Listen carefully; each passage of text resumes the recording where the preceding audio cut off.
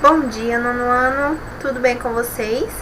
Nessa videoaula nós vamos falar um pouco sobre o conto psicológico, vamos conhecer aí esse gênero textual, esse tipo de conto. Nós trabalhamos no primeiro capítulo o conto social. Conto social que trata aí de temas sociais, de problemas sociais, uma narrativa de denúncia. Agora nós vamos trabalhar o conto psicológico, que tem umas características específicas. Logicamente, né?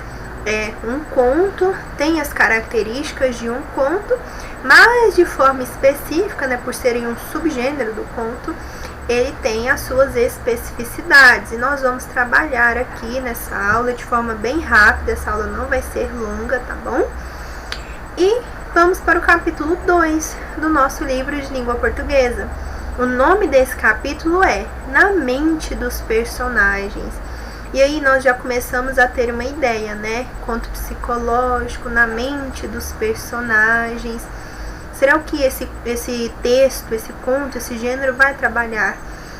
Serão questões da imaginação, dos sonhos, das lembranças, dos sentimentos, esse tempo que é trabalhado no conto, será que ele é subjetivo?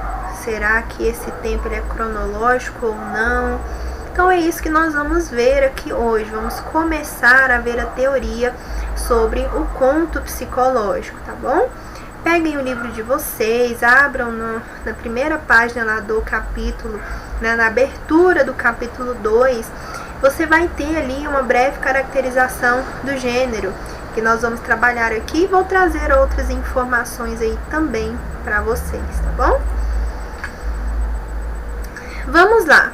Antes de começarmos aqui, nós temos algumas questões lá de conhecimentos prévios para você refletir aí sobre esse gênero antes de começarmos a tratar dele de forma mais específica.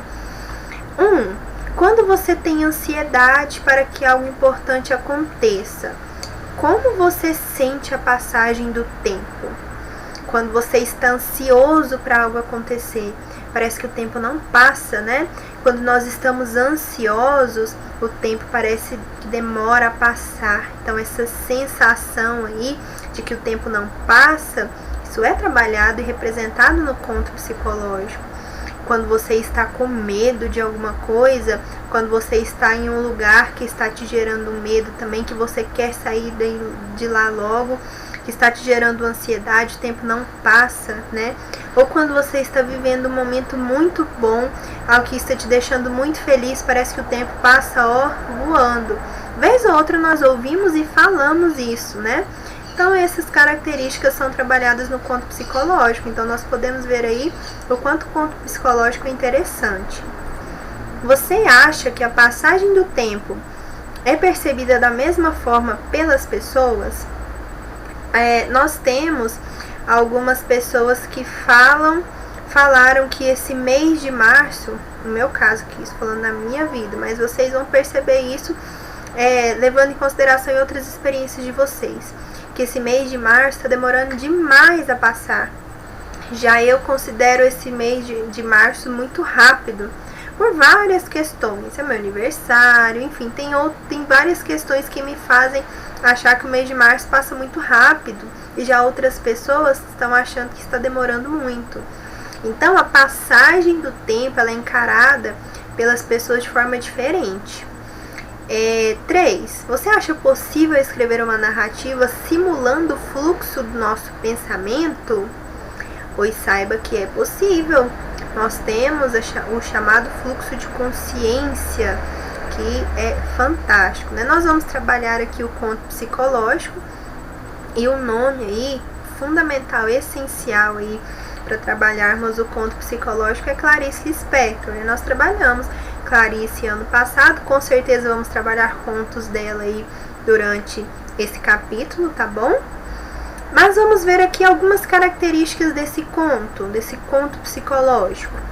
Neste capítulo, estudaremos o conto psicológico, uma realização contemporânea do conto em que predominam o espaço e o tempo psicológico. Então, nós temos aqui espaço e tempo psicológicos.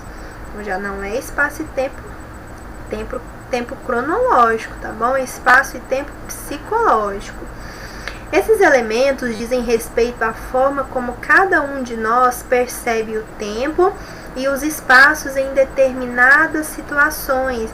Então, há uma presença muito grande da subjetividade, porque diz respeito à forma como cada um de nós, a forma subjetiva, como cada um de nós percebe o tempo e os espaços em determinadas situações.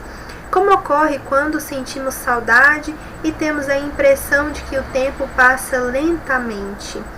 Às vezes, em relação ao espaço, né, nós falamos do tempo já, que ele é visto de forma diferente. Mas tem pessoas que vão em um determinado lugar e acham aquele lugar fantástico, um lugar que traz boas lembranças, boas sensações, e outra pessoa que viveu algo ruim ali, perdeu alguma pessoa que te faz lembrar aquele lugar, ou aquele lugar te faz lembrar alguma pessoa, já vê aquele lugar, aquele espaço de outra forma. Então, é a forma subjetiva como cada um de nós encara tanto o tempo quanto o espaço. Como ocorre quando sentimos saudade, temos a impressão de que o tempo passa lentamente. Nesse gênero, o narrador costuma causar certo estranhamento no leitor a partir da forma como narra a história. Agora, vamos mergulhar em contos em busca desse estranhamento. E aí, vamos começar aí o capítulo, né? Mas, antes de passarmos para as atividades, essa aula ela é basicamente teórica, vamos falar aqui do conto psicológico em si. Depois vamos para a leitura dos contos e as atividades, tá? Conto psicológico é uma narrativa cujo fato principal sempre está relacionado às lembranças e sentimentos dos personagens, o que acarreta a predominância do tempo psicológico, que flui de acordo com as emoções. Observem essas palavras-chave. Olhe, nós temos aqui lembranças, sentimentos, tempo psicológico, que flui de acordo com as emoções. A apresentação do enredo não pode não seguir a ordem natural dos acontecimentos, já que o tempo das emoções não é linear. Então, o tempo aqui não possui linearidade, tá bom? O espaço físico também é marcado do ponto de vista de como são sentidas as experiências. No Brasil, a representante mais importante do conto psicológico é a nossa Clarice Lispector. Em seus textos, geralmente, um fato do cotidiano ou uma lembrança aparentemente banal desencadeia no personagem uma viagem ao próprio interior para questionar a própria existência ou ressuscitar dramas existenciais.